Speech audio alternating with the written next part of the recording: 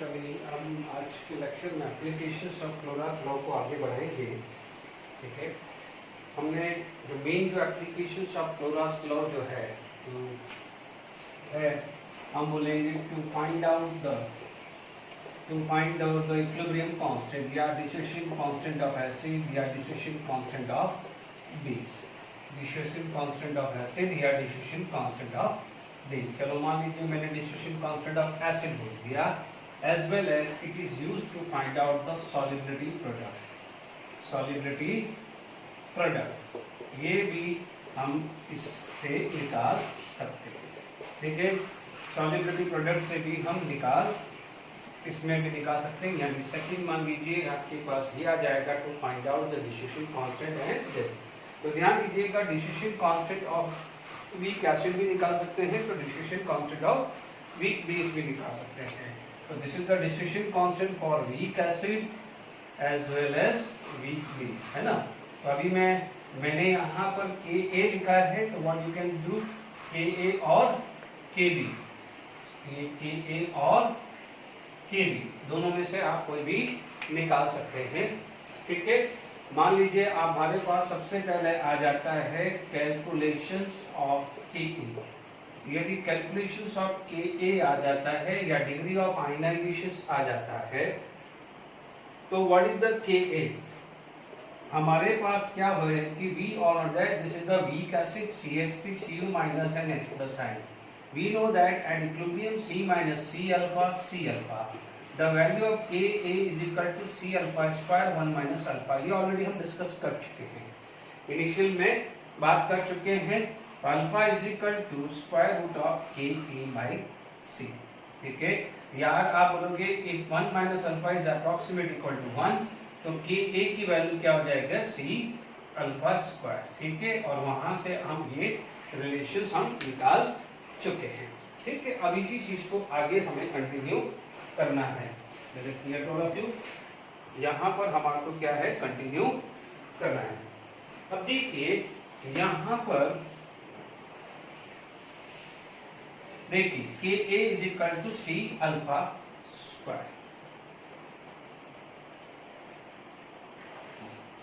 Okay, अब आप देखिए हम लोगों ने क्या पढ़ा था, वीक, जो भी मैं बात कर रहा हूँ वीक इलेक्ट्रोलाइट की ही बात कर रहा हूँ। We know that for week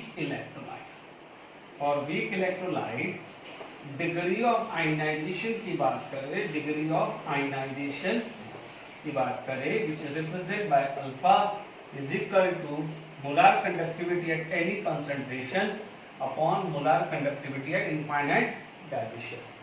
This is the formula to find out the degree of ionization। ठीक है, क्योंकि आपको पता है स्ट्रॉन्ग इलेक्ट्रोलाइट में तो अल्फा ऑलरेडी 100% होता है। ठीक है, वो तो हमारे को कोई दिक्कत नहीं है। वीक इलेक्ट्रोलाइट का हमने क्या पढ़ा था कि कंडक्टिविटी जो है दो पैरामीटर पर डिपेंड करती है। One is degree of ionization that is alpha.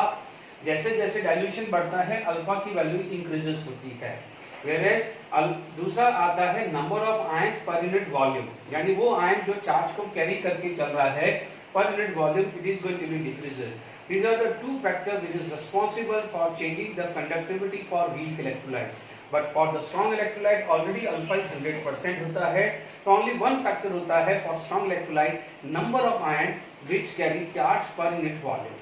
Is it clear to all of you? इसलिए यहाँ पर ये एक अपना जो फॉर्मूला आ जाता है वेरी इंपॉर्टेंट, इस पे बेस्ड न्यूमेरिकल्स करेंगे हम, और इस पे बेस्ड क्वेश्चन जेडब्ल्यू मेंस 2019 या 20 जो भी है तो इसका हम डिस्कस करेंगे। ओके, हमारे को पता है अभी हमने पढ़ा है Ca is equal to K is equal to C square minus 1 minus alpha, जिसको अपन क्या बोलते हैं, डिसोसिएशन कांस्टेंट या ionization constant of acid. Dissociation constant भी बोलते हैं या इसको हम क्या बोलते हैं, आयनाइजेशन कांस्टेंट ऑफ एसिड। ठीक है, अब आप देखो बेस होगा तो यहाँ K भी आ जाएगा, कोई फर्क नहीं पड़ेगा। बेस होगा तो यहाँ पर क्या हो जाएगा, K भी आ जाएगा। अब आप देखो what is the value of C, ये है अल्फा क्या हुआ, मोलार कंडक्टिविटी। बच्चों मैंने C जान करके लिखा है टू डिफरेंशिएट, अदरवाइज क्या हो जाएगा, ऐसा आता है। Is it clear? आप ऐसा लिखना है तो you can write like this, तो डोंट वरी। ओके, तो यहाँ पर हमारे पास इस तरह की रिप्रेजेंटेशंस आ गई है। Okay, this is square 1 minus molar conductivity and this आ जाएगा। Is it clear? यानी कि A is equal to C molar conductivity, molar conductivity और इनफाइनाइट डायल्यूशन, ठीक है, नीचे आ जाएगा। आप देखेंगे तो आप क्या बोलोगे, C molar conductivity square upon molar conductivity square 1 molar conductivity minus, मैंने इसको सॉल्व करा, मैं इसी को सॉल्व कर रहा हूं, कुछ खास नहीं है, आप देख सकते हैं मैं ये सॉल्व कर रहा हूं, मोलर कंडक्टिविटी अपॉन 10, ठीक है, ये कैंसिल हो जाएगा, तो आपके पास फाइनली आ जाएगा, finally what you will get, the value of Ka is equal to C molar conductivity square upon molar conductivity and infinite dilution, molar conductivity infinite dilution minus this is the formula, ठीक है ना। Otherwise इतना लंबा याद नहीं रखना है तो कोई दिक्कत नहीं, we know this, आपको ये दोनों वैल्यू दी हुई होगी, अल्फा निकालो, फिर यहाँ पर डायरेक्टली अल्फा रख दो, you can do like this, क्योंकि क्या होता था वीक्स, ये आगे मैं इस चीज पे वापस से बात करूंगा, क्योंकि क्या होता था कि जो भी आपके पास स्ट्रॉन्ग इलेक्ट्रोलाइट है उसका तो अल्फा वैसे ही 1 होता था, इसलिए Ka is equal to C आ जाता था, ये अपॉन 0 आ जाता था, इसलिए अपन क्या बोलते थे, आयनाइजेशन या dissociation constant of strong acid is infinite. Is it clear? तो ये आपके पास एक फॉर्मूला आ गया, how to find out the dissociation constant of weak acid या वीक बेस आता है, ठीक है। अब मान लीजिए आपके पास नेक्स्ट जो चीज है, अब हम इस पे बेस सम न्यूमेरिकल्स करते रहेंगे, ठीक है।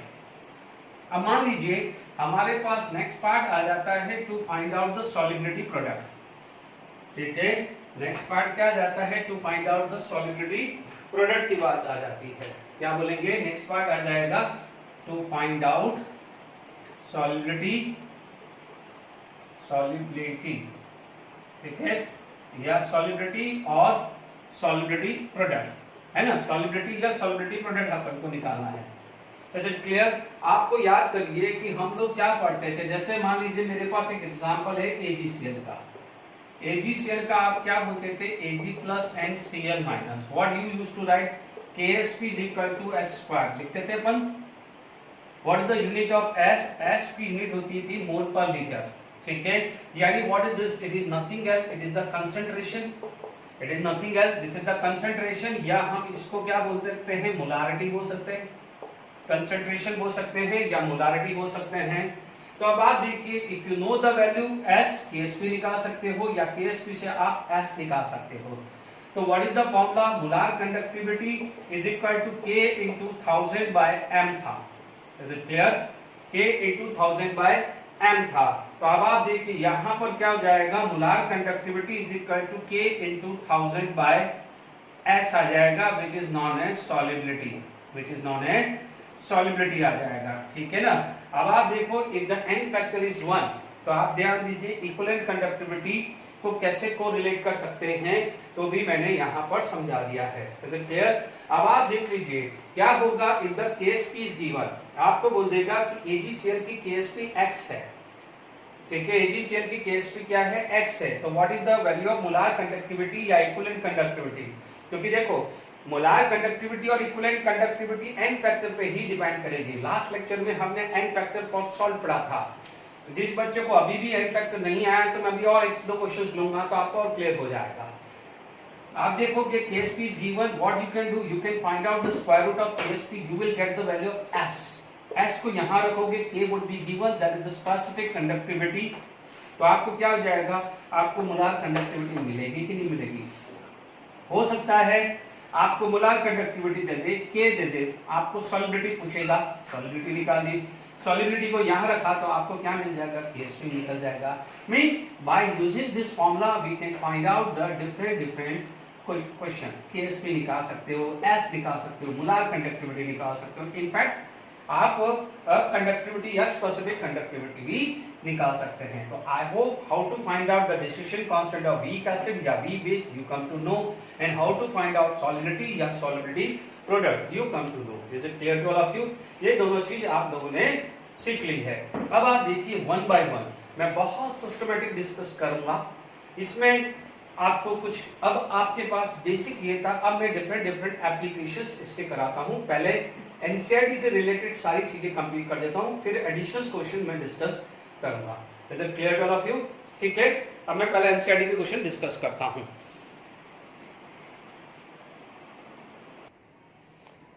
चलिए, हमारे पास में एनसीईआरटी टेक्स्ट बुक का क्वेश्चन है द कंडक्टिविटी ऑफ 0.0128 मोल पर litre acetic acid is this. ठीक है, आपको क्या दिया हुआ है, के की वैल्यू आपको क्या दी हुई है 4.95 इंटू 10 की पावर -5 एज सेंटीमीटर इनवर्स।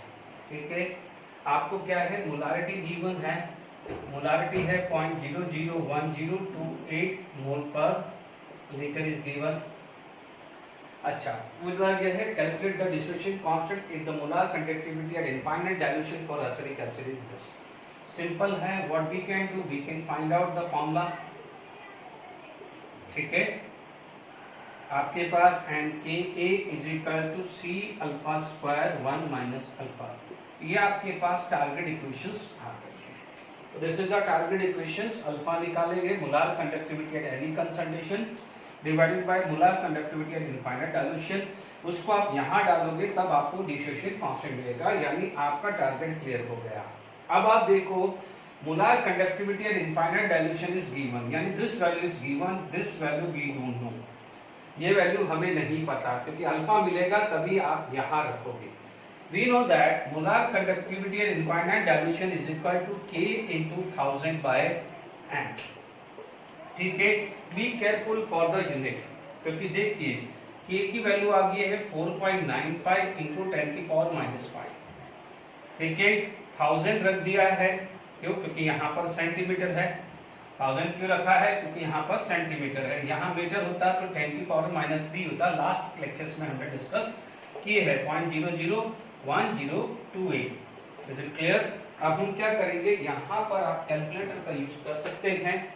ठीक है, दिस इज 4.95 डिवाइडेड बाय 0.001028, ये वैल्यू आपको आ रही है 481.5, यानी मैं डेसिमल यहां से मेरे -2 आएगा, -2 का मतलब ये लगभग 48.15 आना वाला है। ये कितना रहा है 48.15, चेक कर लीजिएगा। This is S centimetre square mole inverse. आराम से देख लीजिए, पहले क्या निकाला है molar conductivity at any concentration k into 1000 by m, k की वैल्यू गिवन थी, यूनिट से भी आप देखा करो क्या दिया हुआ है। कोई बोलेगा हम कंडक्टिविटी मोलर कंडक्टिविटी को भी बोलते हैं, बट यूनिट से चेक कर लो। ये ध्यान दीजिए, ये आ गया है कि 1000 क्यों रखा है, क्योंकि सेंटीमीटर इनवर्स होता है, यहाँ मीटर इनवर्स होता है, तो 10 की पावर -3 मोलारिटी को तो सच उतारना था। तो हमें मोलर कंडक्टिविटी आपको मिल गया है एट ए नॉर्मल कंडीशन, आपको मिल गया है। Is it clear to all of you? तो आपके पास ये वैल्यू आ गई है। ठीक है, के का यूज हो चुका है, इसको थोड़ी देर के लिए हटा दें। हमारे पास नेक्स्ट जो चीज आ जाएगी अल्फा। अब आप देखो अल्फा मोलर कंडक्टिविटी हमारे को क्या मिल गई है 48.15, हमारे को molar conductivity infinite dilution 390.15। Once again what we can do, ठीक है, हम क्या करेंगे डिवाइडेड बाय 100 डिवाइडेड बाय कितना 48.15 डिवाइडेड बाय 390.15। बच्चों ये वैल्यू आ रही है 0.123, इट इज इक्वल टू 0.123, कितना रहा है 0.123। Now what we can do, we can use in this formula K की वैल्यू, हमने अल्फा निकाल दिया ना। मान लीजिए आपके पास दो पार्ट आ सकता है, what is the distribution constant, के ए की वैल्यू क्या हुई, सी कितना गिवन है 0.001028 इनटू 0.123 का स्क्वायर अपॉन 1 माइनस 0.123। क्लियर? अब आप देख लीजिए यहाँ पर आपके पास 0.123 इंटू 0.123 इंटू 0.1028 की वैल्यू आ रही है 1234। तो 5.21 इंटू 10 की पावर -4 आ रहा है। ठीक है, आप इतना भी रख सकते हो, बट ठीक है, ये आ रहा है 0.877। ठीक है, तो 5.21 डिवाइडेड बाय 0.877, ये वैल्यू आ रही है 5.94। दिस इज 5.94 इंटू 10 की पावर -4। तो this is the decision constant of acid आ गया है लगभग 5.94। कुछ यहाँ पर एक बार और चेक कर सकते हैं, है ना, कुछ गड़बड़ लग रही है मुझे। 0.123 इंटू 0.123 इंटू 0.1028, सॉरी मैंने गलत लिख दिया है। 1 2 3 4 5 1.55 आ रहा है, ये वैल्यू गड़बड़ आ रही है, 1.55 आ रही है। तो ये आ जाएगी 1.55 इंटू 10 की पावर -5। ठीक है, तो 1.55 डिवाइडेड बाय 0.877, ये वैल्यू आती है 1.767, ये आ रही है 1.767। ठीक है, 1.767 इंटू 10 की पावर -5 वैल्यू आ रही है। ठीक है, तो आपका क्या है, एनसीईआरटी का ये क्वेश्चन डिस्कस हो गया है। क्लियर? अभी मैं क्या है इससे एग्जैक्टली रिलेटेड, क्योंकि अब मैं इंटेक्स का क्वेश्चन जाऊंगा। वीडियो के थ्रू मैं सारे बच्चों को बता रहा हूं, मैंने मोस्ट प्रोबेबली इंटेक्स या सॉल्व करा है। इक्का दुक्का यदि कोई इंटेक्स रह गया हो तो आप उसको डाउट डिफिकल्टी क्लियर करो, मुझे तो नहीं लगता, बट फिर भी आपको ध्यान रखना है। और प्लीज मेरे हिसाब से आप एग्जाम्पलर जो भी है, मैंने एनसीईआरटी एग्जाम्पलर बोला है, जब भी रिवीजन करना हो तो उसका यूज कर सकते हो। बहुत अच्छे एमसीक्यू दिए हुए हैं, वर्कशीट तो मैं देते ही हूँ एमसीक्यू की। प्लस आप टेक्स्ट बुक के पीछे के क्वेश्चंस को इग्नोर मत करना, कि वो भी सॉल्व करने हैं। जैसे क्लियर, ध्यान दीजिएगा, गलती मत करना। अब आप देखिए यहाँ पर हम बात करें, ठीक है, तो मैं अभी नेक्स्ट क्वेश्चन लिख देता हूँ, फिर हम डिस्कस कर देते हैं। ओके,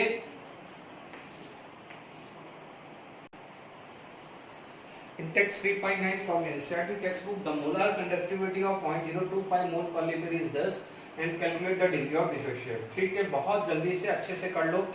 सबसे पहले डिग्री ऑफ डिसोसिएशन निकालना है। A, the first formula alpha is equal to molar conductivity at any concentration at molar conductivity at infinite dilution. बच्चों, molar conductivity at infinite dilution भी बोल सकते हैं या लिमिटिंग मोलार कंडक्टिविटी। हमारे पास ये वैल्यू है, ये वैल्यू डायरेक्टली नहीं दी है, बट डेटा हमारे पास है।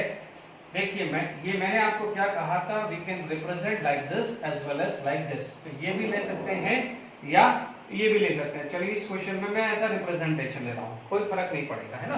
तो molar conductivity at infinite dilution, Kohlrausch law लगाना पड़ेगा। This equal to molar conductivity of H plus molar conductivity of HCOO minus. Is it clear? ये अपन ने लगा दिया। वैल्यू कितनी दी हुई है हमारे पास है 349.6 प्लस 54.6। ठीक है, यहाँ पर बात करेंगे तो आप देखेंगे यहाँ पर 349.6 प्लस 54.6, ये वैल्यू आ रही है 404.2। दिस इज 404.2 यूनिट लिखना नहीं भूलना है, मार्क्स कर सकते हैं बोर्ड में। ठीक है, कई बार बच्चे बोलते मेरा पूरा राइट था फिर भी मार्क्स कम आया, उसके पीछे होता है यूनिट। तो इसीलिए ये ध्यान रखिए, जल्दबाजी में मत करिए। आपके पास कितना वैल्यू दिया है 46.1, अल्फा की वैल्यू क्या आ गई 46.1 डिवाइडेड बाई 404.2, ये वैल्यू आ रही है लगभग 0.115। मैं लगभग ले सकता हूँ 0.115 ले लेता हूँ, या 114 ले लीजिए, क्योंकि 0.1140 समथिंग आ रहा है, 0.114 ले लीजिए। Clear, first part is clear. Now come to the second part, board पे ही लिख देता हूँ। सेकेंड पार्ट बी आ जाएगा, we have to find out the dissociation constant. What is the formula? Ka is equal to C alpha square 1 minus alpha. The value of C is given 0.025. So it is 0.025. Alpha की value कितनी है? 0.114 square upon 1 minus 0.114. ये value आ रही है, आप देख लीजिए. Okay, तो 0.114 इंटू 0.114 इंटू 0.025, ये वैल्यू आ रही है आपका 1 2 3 4. तो 3.25 इंटू 10 की power minus 4. Is it clear? 1 minus 0.114 ये आ रहा है 0.886. ठीक है, 3.25 डिवाइडेड बाय 0.886, ये वैल्यू आ रही है 3.67 अप्रोक्सीमेट इंटू 10 की पावर माइनस 4 वैल्यू आ रही है. ठीक है, हाउ टू फाइंड आउट, दो क्वेश्चंस मैंने आपको डिस्कस कर दिए हैं कि how to find out degree of ionization as well as, या डिस्ट्रीब्यूशन कांस्टेंट बोल दे, या डिग्री ऑफ डिस्ट्रीब्यूशन, या डिग्री ऑफ आयनाइजेशन बोल देते हैं. Is it clear? अब आप देखिए यहाँ पर, यदि आगे बात करता हूँ, पहले मैंने आपको क्या कहा था कि जो भी एक्स्ट्रा क्वेश्चंस नहीं पहले कराऊंगा, पहले सारे जो टेक्स्ट बुक्स हैं, सीआरटी टेक्स्ट बुक मैं करा देता हूँ. मैं उन बच्चों को प्लीज, मैं रब करते करते एक बात बोल रहा हूँ, मैंने इस चैप्टर के अंदर बहुत न्यूमेरिकल्स करवाए हैं, वैरायटी ऑफ न्यूमेरिकल्स करवाए हैं. ठीक है, तो कुछ जैसे मान लीजिए आपको लेवल हाई लगता है तो ये, क्योंकि देखिए थोड़ा बहुत लेवल रखोगे तभी एडवांस क्लियर कर पाओगे, तभी जेडब्ल्यू या नीट कर पाओगे. Is it clear? ओके, अब आप देखिए हमारे पास इंटेक्स 3.7 है, पहले वो डिस्कस कर लेता हूं. इंटेक्स 3.7 आपसे पूछा गया है, इंटेक्स 3.7 पूछा है कि why does the conductivity of solution decreases with dilution.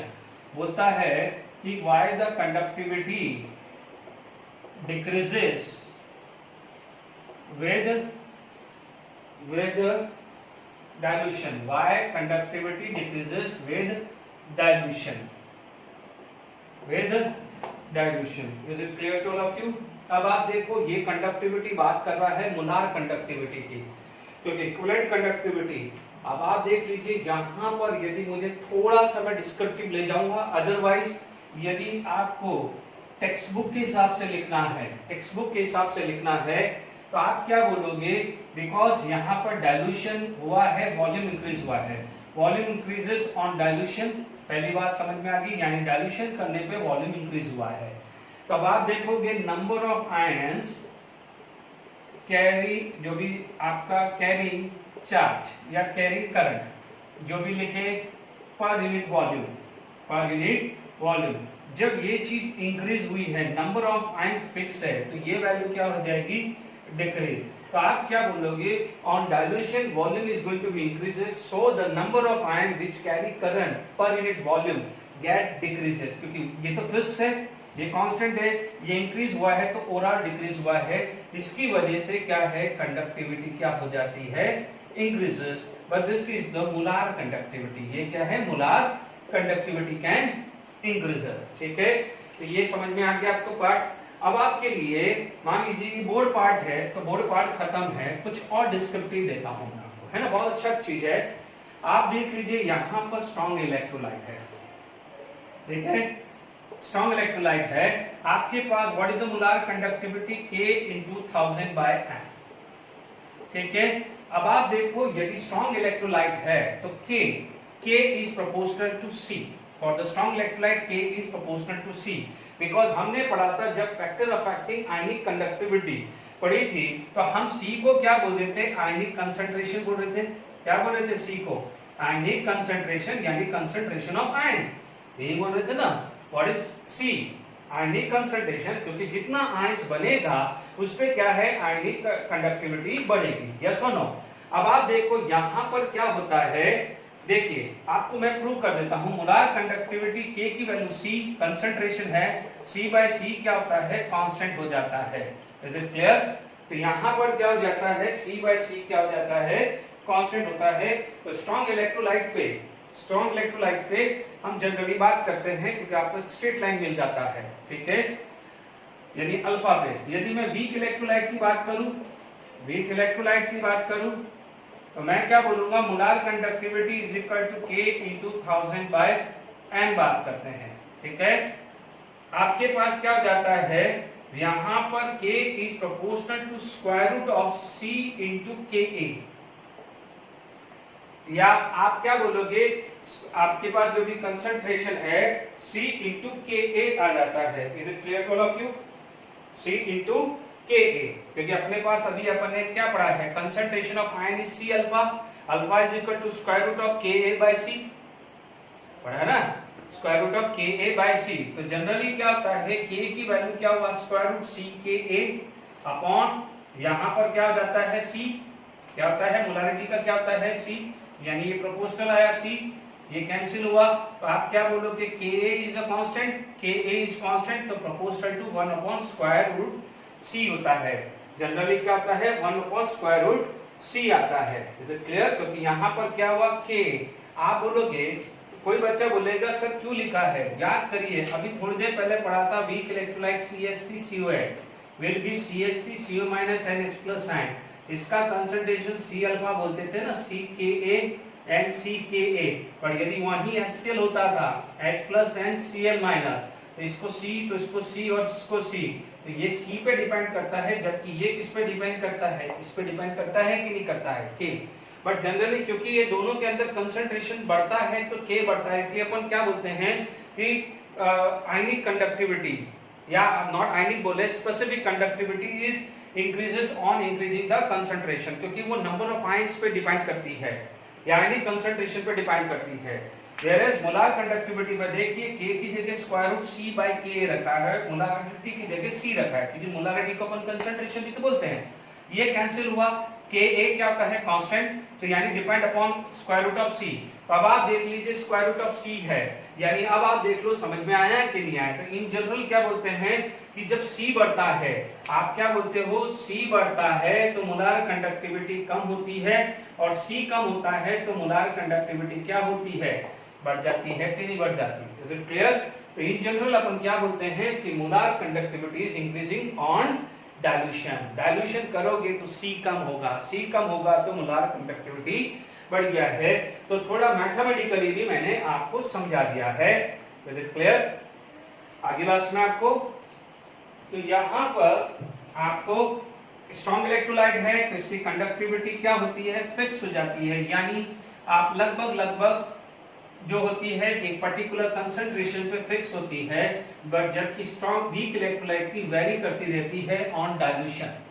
तो 3.7 पे अब वापस से मैं एनसीईआरटी लेवल पे आ जाता हूं, ठीक है।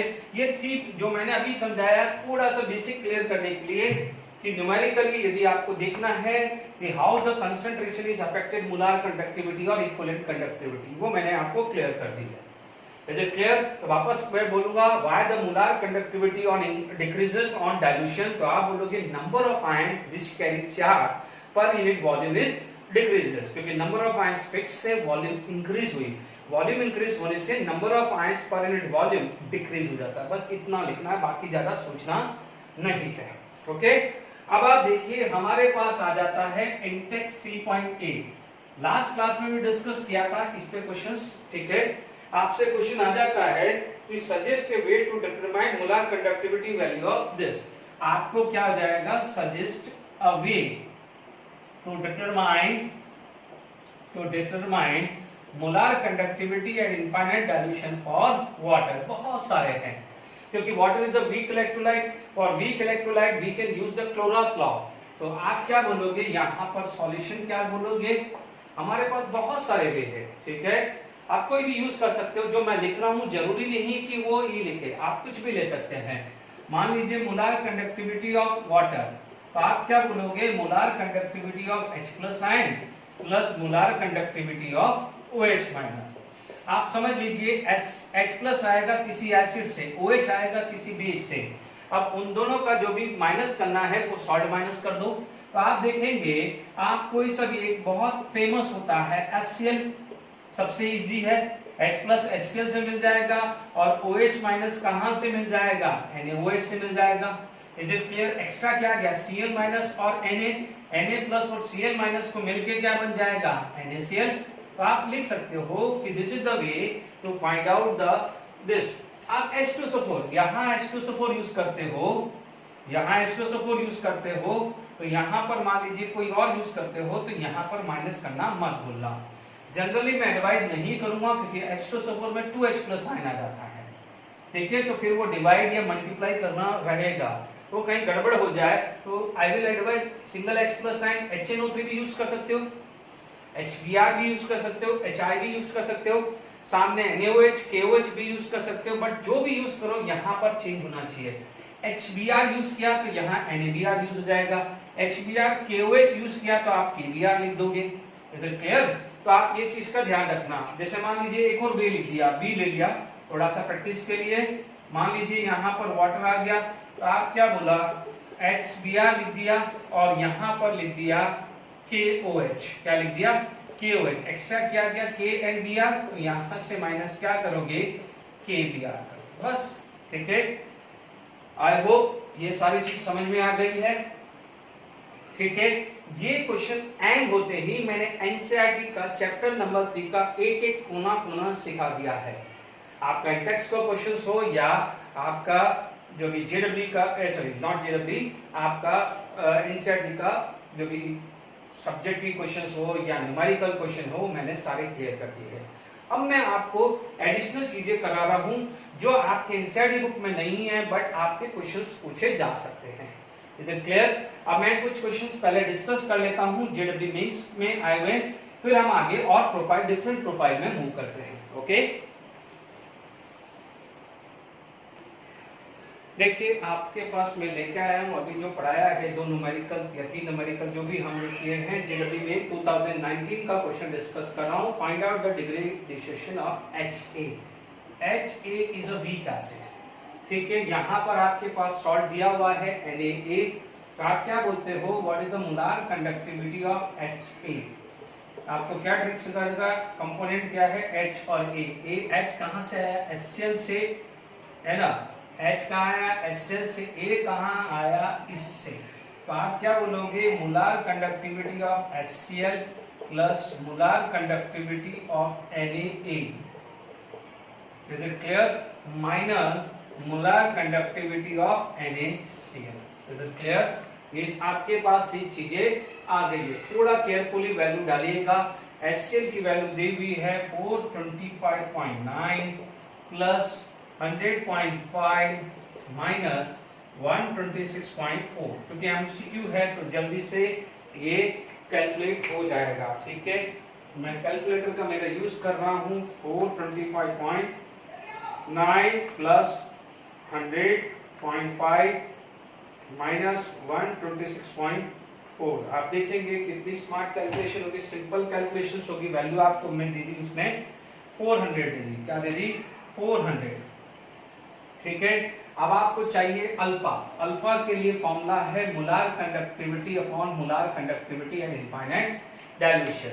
ये आपको अभी तक 400 आ चुका है, ये वैल्यू आपको 400 आ चुका है, आपको ये लगाना है। अब आप देखिए molar conductivity is equal to K, unit देख लो सेंटीमीटर इनवर्स है, तो आपने 1000 कर दिया और m कर दिया, डन। K की वैल्यू कितनी है, 5 × 10 की पावर -5 10 की पावर 3, क्योंकि 1000 को 10 की पावर 3 लिख दिया। m कितना है, 1 2 3, तो यहाँ पर m की वैल्यू क्या है, 10 की पावर -3 आ गया है, ऊपर जाएगा तो +3, तो this is going to be a 50। ये वैल्यू कितनी आ रही है, 50 आ रही है। तो अब आप देखिए this value is 50/400, this value is 50/400 आ रही है। चेक कर लेना कहीं गड़बड़ी नहीं होनी चाहिए। Is it clear to all of you? ये कितना आ गया 0, ये 1/8 आ रहा है, तो 1/8 इज इक्वल टू 0.125। 1/8 की वैल्यू कितनी, 50/400 कितना आ रहा है, 1/8, 50/400। अब आप देख लीजिए 0.125, कितना सिंपल जेडब्ल्यू मेंस का क्वेश्चन है। जो बच्चे जेडब्ल्ययू की या नीट की तैयारी कर रहे हैं, आप देख लीजिए क्या लेवल का क्वेश्चंस आ रहे हैं। थोड़ी सी भी मेहनत करोगे, मुझे नहीं लगता कोई दिक्कत है। ये ऐसे चैप्टर है सॉल्यूशन या इलेक्ट्रोकेमिस्ट्री जिसमें से कोई भी रॉन्ग नहीं होना चाहिए, ठीक है। अब आप देखिए इसी पे मैं यहाँ पर और दो जेडब्ल्यू मेंस के सब्जेक्टिव टाइप क्वेश्चंस डिस्कस करता हूं, मैं नोट कर लेता हूं फिर आगे बढ़ते हैं। Is it clear? देखिए हमारे पास कुछ जेडब्ल्यू मेंस के क्वेश्चंस है और एक मैंने क्वेश्चंस पहले ही लिख दिया तो क्या फटाफट टाइम बचे हमारा। आपसे पूछा decreasing order of electrical conductivity. ध्यान दीजिए इलेक्ट्रिकल कंडक्टिविटी जो है it depend upon the number of ions, क्योंकि ये सब वीक इलेक्ट्रोलाइट्स हैं। अभी अपन ने क्या बात करी थी, weak electrolyte, weak electrolyte, weak electrolyte, ये सब किस पे डिपेंड करेंगे, सबसे पहले नंबर ऑफ आयंस यानी अल्फा पे देखो। अब आप देखेंगे we all that what is the order of acid. Acid order यदि मैं बात करूं तो एसिड ऑर्डर है वो किसका होता है, सबसे पहले फॉर्मिक एसिड आ जाता था, फिर हम लोगों ने पढ़ा था बेंजोइक एसिड पढ़ा था, जीओसी में पढ़ा हुआ है, देन एसिडिक एसिड पढ़ा हुआ है, ये हम लोगों ने पढ़ा हुआ है, कोई भी मिसिंग नहीं है। प्लस आई की वजह से ये पीछे चला जाता था, जीओसी रेफर कर लीजिएगा। अब आप देखिए हम लोगों ने जो के ए पढ़ा, के ओ पढ़ा है, सॉरी कंसंट्रेशन मेरा था K is equal to square root C into K A, यानी सी 0.1 वे है तो सारी की सारी चीज किस पे डिपेंड करती है, के ए। और के ए ज्यादा किसका होता है, स्ट्रॉन्गर एसिड का ज्यादा होता है, यानी सबसे ज्यादा के ए, यानी ये एसिडिक ऑर्डर है, this is the order of acid, तो this is also the order of K A value, यानी सबसे ज्यादा इलेक्ट्रिकल कंडक्टिविटी जिसको अपन क्या बोलते हैं specific conductivity, it is directly proportional to the square root of C into K A. अभी समझाया था कि नहीं, मैंने समझाया था, बिकॉज इलेक्ट्रिकल कंडक्टिविटी या जिसको स्पेसिफिक कंडक्टिविटी या कंडक्टिविटी बोलते हैं, it is depend upon ionic concentration. Is it clear? तो हमारे पास आंसर क्या है, पहले दिस ए तो उसके बाद C, A C B, this is the right answer, A C B. बहुत अच्छा, देखिए मैं सारे कंसेप्ट क्लियर कर रहा हूं आपके, हर कंसेप्ट लेके चल रहा हूं आपके सामने। अभी इससे पहले मैंने के बोला था, फॉर वीक एसिड क्या बोला था, वीक इलेक्ट्रोलाइट क्या बोला था, square root of C into K बोला था, आपके सामने ही है, क्वेश्चन है आपके सामने। देखो जो चीज मैं करा रहा हूं जेडब्ल्यू मेंस में आ रहा है, ऐसा नहीं है, आपके सामने है। चलिए सी फिक्स था तो डायरेक्टली प्रोपोर्शनल टू के, आपने पढ़ा हुआ है जीओसी में के ए ज्यादा किसका होता है, जो स्ट्रॉन्गर एसिड होता है, और ये ऑर्डर आप पढ़ ही चुके हैं। तो दिस इज द क्वेश्चन, देख लीजिए जीओसी के यानी आयनिक प्रोडक्ट, आयनिक इक्विलिब्रियम और इलेक्ट्रोकेमिस्ट्री मर्ज कर दिया ना ये। अब आप देखो among the following form of water which is the lowest ionic conductance, ionic conductance यानी आयंस पे डिपेंड करेगा, आयनिक कंडक्टेंस यानी आयंस पे डिपेंड करेगा। Is it clear? Distil water, ठीक है, क्यों, क्योंकि डिस्टिल वाटर के अंदर सारे के सारे आयन, सॉल्ट, मिनरल सब जा चुके हैं, कुछ नहीं बचा है। और वाटर प्योरली वाटर है, it is a weak electrolyte. The H plus and OH minus produced from the water is 10 to the power minus 7, इसलिए हम वाटर को almost undissociated बोलते थे। Is it clear? Sea water है तो सी water में क्या है, NaCl आ सकता है या और कोई सॉल्ट आ सकता है। वाटर फ्रॉम वेल, डेफिनेटली इसमें कुछ सॉल्ट इम्प्योरिटीज फॉर्म में आ सकते हैं। वेल के अंदर कुछ हमारे पास हार्डनेस आ सकती है, जैसे कैल्शियम कार्बोनेट है, हार्डनेस है, and calcium carbonate are soluble in water. कुछ भी आ सकता है, बाइकार्बोनेट आ सकते हैं, कार्बोनेट आ सकते हैं, तो these are dissociated in terms of ions होंगे, तो कुछ तो आयन होंगे। इसमें भी saline water used for the intravenous injection, ठीक है। तो आप ये चीज ध्यान रखिए, तीनों में कुछ तो आयंस हैं, और डिस्टिल वाटर में हम क्या करते हैं, it is free from any kind of mineral, यानी ये क्या है, आयंस है ही नहीं इसमें। तो आप क्या बोलोगे, जिसमें आयंस है ही नहीं है तो उसका आयनिक कंडक्टेंस क्या हुआ, सबसे लिस्ट होगा कि नहीं होगा, ठीक है। मैक्सिमम निकालना मुश्किल है, मैक्सिमम निकालना मुश्किल है, क्योंकि देखिए मान लीजिए ये दोनों होते तो हम सी वाटर फिर भी करते हैं, क्योंकि सी वाटर के अंदर क्या है, ब्राइन वाटर भी बोलते हैं, सलाइन होता है, बट ये दोनों ऑप्शन पे हो तो वेरी डिफिकल्ट होता है। तो कभी मैक्सिमम मुश्किल से पूछेगा, बट मिनिमम तो क्लियर हो गया है, डिस्टिल वाटर। आई होप ये दोनों क्वेश्चन कितना इजी था। मैंने अभी ये दो क्वेश्चंस करके ऑलमोस्ट सारे क्वेश्चंस मैंने खत्म कर दिए हैं, जो जेडब्ल्यू मेंस या जेड एडवांस में आएगा। आप पूरा का पूरा यदि लेक्चर वीडियो लेक्चर उठा के देखेंगे, मैंने सारे लगभग 25 से 30 क्वेश्चंस जो है अराउंड वो मैंने जेडब्ल्यू मेंस या एडवांस के क्वेश्चन डिस्कस किए हैं। आपको खुद को आइडिया लग जाएगा कि सारी की सारी चीजें हैं वो आपके एनसीईआरटी बुक में ही है। बहुत अच्छा क्वेश्चन आपके लिए लाया हूं जिसमें मल्टीपल कंसेप्ट है, क्योंकि जब भी केएसपी का काम करना है तो थोड़ा अलर्ट होते हैं। आप देख लीजिए यहाँ पर मैं थोड़ा सा बेसिक लेना चाहूंगा, तब जाके ये चीज समझ में आएगी। हमारे पास क्या हो जाता है AgCl, this is the saturated form. If it is added in a water, if it is added in a water is going to be formed AgCl, Ag plus या Cl माइनस करता है। ये क्या होता है saturated water, saturated form of AgCl। आप देखेंगे if the conductivity of water used to make saturated solution of AgCl is found to be this, यानी वाटर की कंडक्टिविटी दी है and solution of AgCl is this। Find out the KSP of AgCl, यानी किसकी निकलेगी, KSP किसकी निकलती है saturated, क्या KSP की निकलती है सैचुरेटेड AgCl की निकलती है। सैचुरेटेड AgCl का मतलब which is free from water, which is free from water, ध्यान रखना है। बहुत अच्छा क्वेश्चन है ये। अब आप देखो अभी अपन ने पढ़ा था molar conductivity is equal to K into 1000/m, ठीक है। एंड की जगह हम लिख सकते हैं सॉलिडिटी। काम आसान है, काम आसान है, कुछ भी खास फर्क नहीं है। आपको निकालना है find out the KSP of AgCl।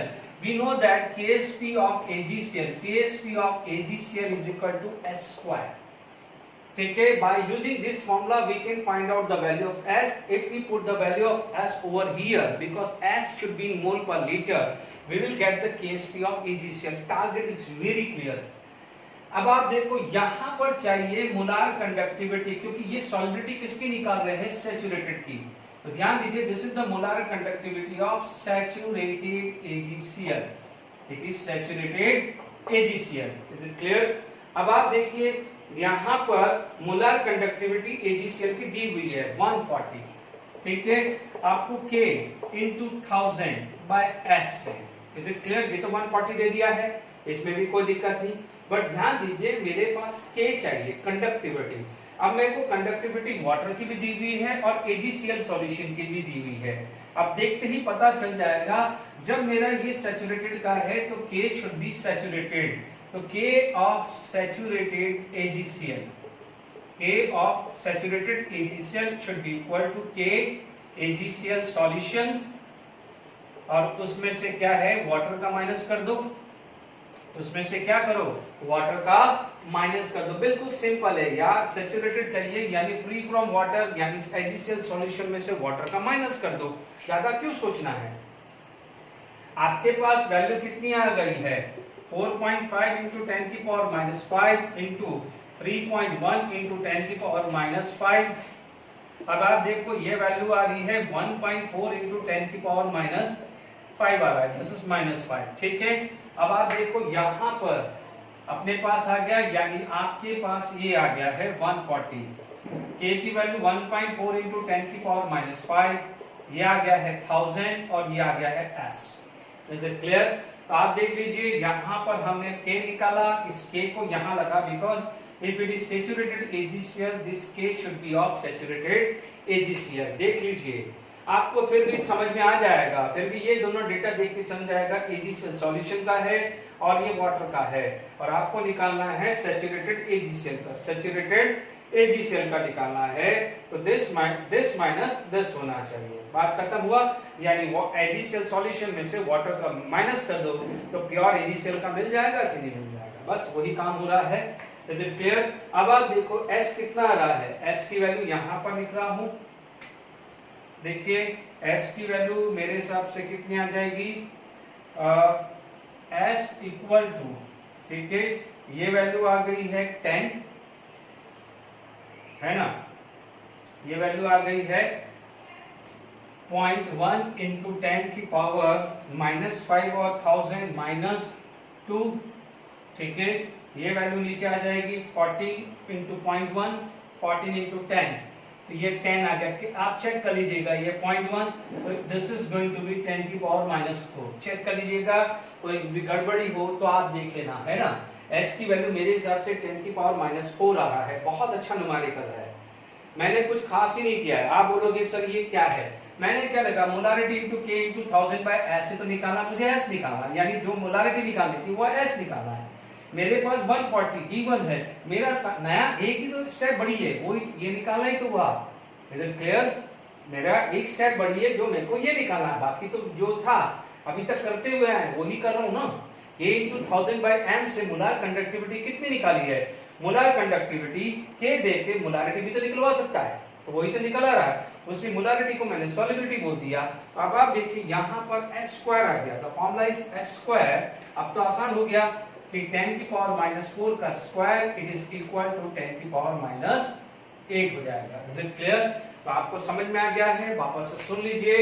मैंने आपको कहा था how we can find out the solubility product, या ये आएगा, and this formula we already know, we use so many time for this formula. Molar conductivity at is already given, ठीक है। ये आप हटा दीजिए क्योंकि ये नहीं आना चाहिए था, ठीक है। Molar conductivity at any concentration 140 दिया हुआ है। के की वैल्यू हमें डायरेक्टली नहीं दी हुई है, s निकालना है, s निकलेगा तभी यहाँ पर केस पे निकलेगा। k की वैल्यू डायरेक्टली के बजाय उसने सॉल्यूशन ऑफ AgCl और वाटर की दिया है, दोनों का जो डिफरेंस है वो सैचुरेटेड AgCl का जाएगा। Is it clear?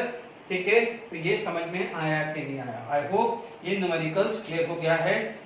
तो मैंने आपको सॉल्युबिलिटी निकालना भी सिखा दिया, सॉल्युबिलिटी प्रोडक्ट निकालना भी सिखा दिया, अल्फा निकालना सिखा दिया, डिग्री ऑफ आयनाइजेशन कर दिया है। अब मैं एक आध क्वेश्चंस और वैरायटी ऑफ प्रॉब्लम्स बताता हूँ, नो डाउट हो सकता है वो जेडब्ल्यू में काम लगे, वो जेडब्ल्यू का काम लगे, बट एक दो है कर लेते हैं, ठीक है। फिर आगे बढ़ते हैं। चलिए, एक बहुत बढ़िया क्वेश्चन है, नो डाउट जेडब्ल्यू और नीट लेवल का क्वेश्चन है, ठीक है। जो बोर्ड वाले बच्चे हैं आपको सॉल्व करना है तो कल सॉल्व कर सकते हैं। The equivalent conductivity of KCl at infinite dilution is this. Simple है, equivalent conductivity of KCl equal to 130। Is it clear? ठीक है, 130 दिया हुआ है, this is s centimetre square equivalent, ठीक है। The transport number of Cl minus ion A, the transport number of Cl minus ion in KCl is this। यानी transport number मैंने T लिखा है, Cl minus this is 0.505।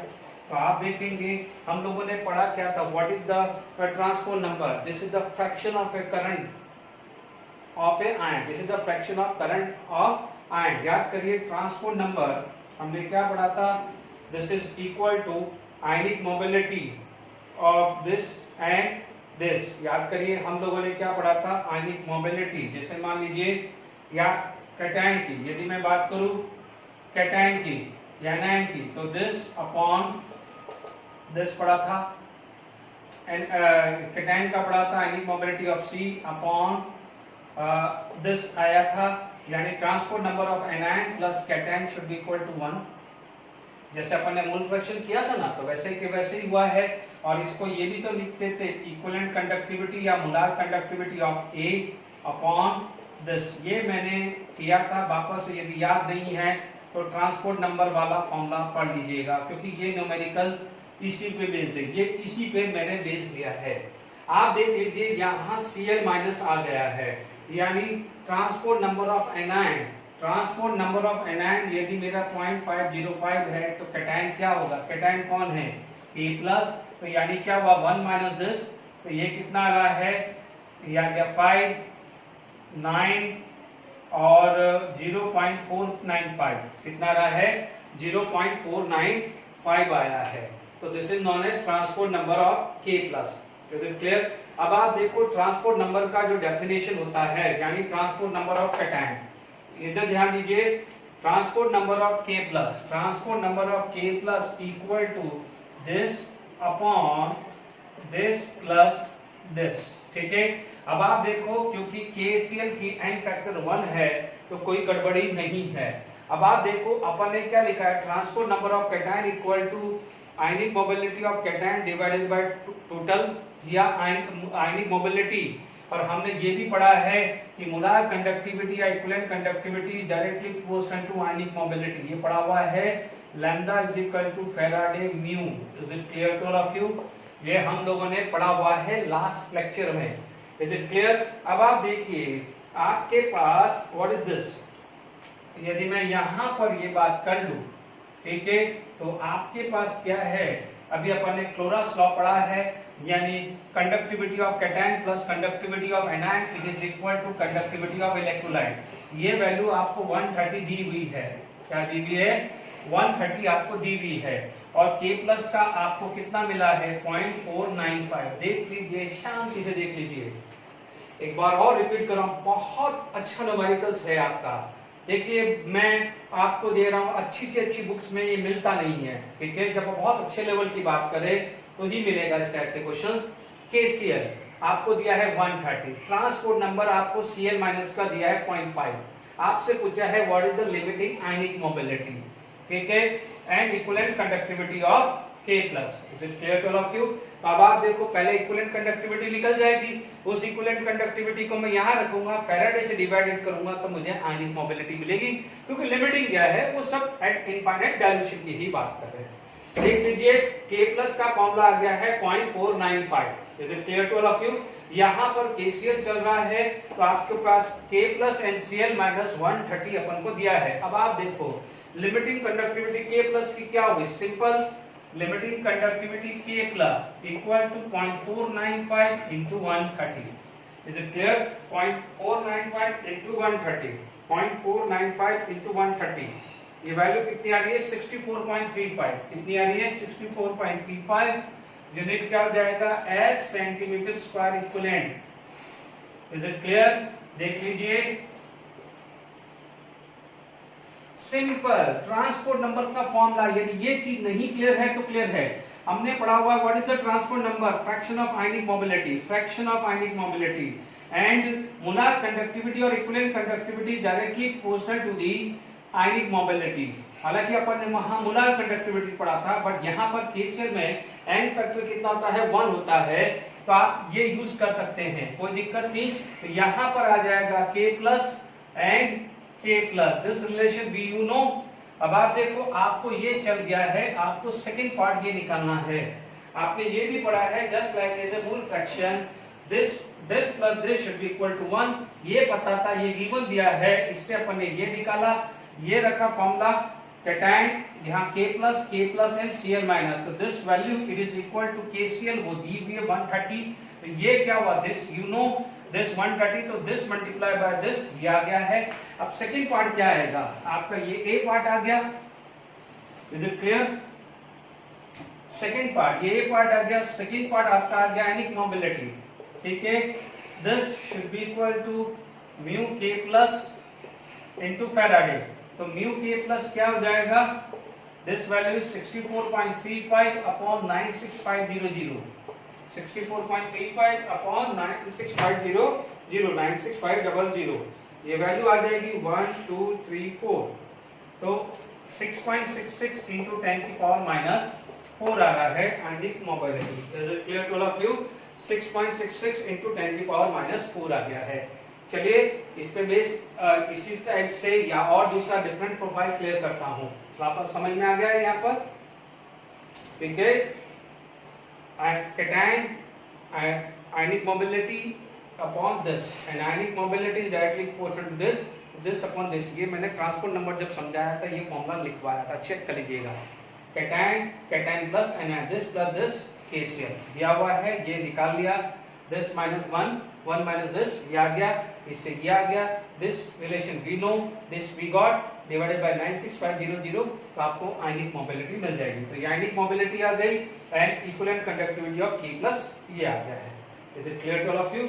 Ionic mobility of K plus, is it clear? ये ionic mobility है and ये equivalent conductivity. चलिए हम एक और क्वेश्चन करते हैं। देखिए आपके पास एक क्वेश्चन सॉल्व लिया है, the temperature coefficient of the cell is PbS Mg Cl2 is Pb दिया हुआ है, d/dt इज दिस 1.5 into 10 की पावर माइनस 4 आ गया है। Is it clear? The change in entropy ये आया है।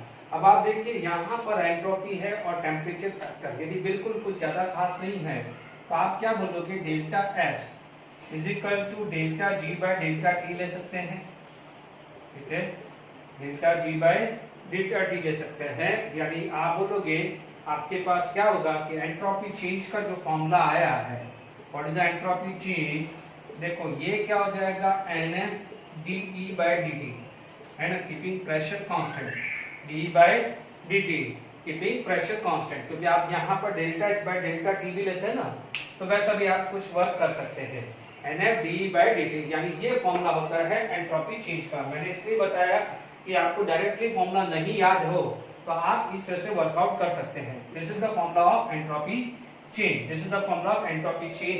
अब तो आसान हो गया है, आपके पास D E by D T at P कितना दिया हुआ है, 1.5 इंटू 10 की power minus 4, this value is given 1.5 into 10 की पावर माइनस 4, 96500। ये बच्चों फॉर्मूला डायरेक्ट नहीं याद हो तो इसलिए मैंने आपको ऐसा समझा चुका हूं, क्योंकि आपको लॉजिक लगाओ, ई सेल किस में मिलेगा, जी में मिलेगा ना, तो आप ऐसा रखो कि delta G by delta T याद कर लो। तो जी क्या होता है, N F E cell, N constant होता है, एफ कांस्टेंट होता है, तो कौन हुआ, डी बाय डी टी। कभी भी भूल जाओ ना तो ऐसा ट्रिक से याद रखने के लिए सिखाता हूं मैं, डन, ठीक है ना, तो याद गया। अब आप देखो एन ईवी की वैल्यू यहाँ 0 है, यहाँ +2 है, तो एन कितना आ गया, यहाँ पर एन की वैल्यू कितनी आ जाएगी, 2। अब तो आसान हो गया, 2 इंटू 96500 इंटू 1.5 इंटू 10 की पावर माइनस 4 आ जाएगा। तो आप देखिए 2 into 9650 into 1.5 divided by this आ गया, आपके पास आ गया है लगभग 28.95। This value it is equal to 28.95। Is it clear, joule per kelvin.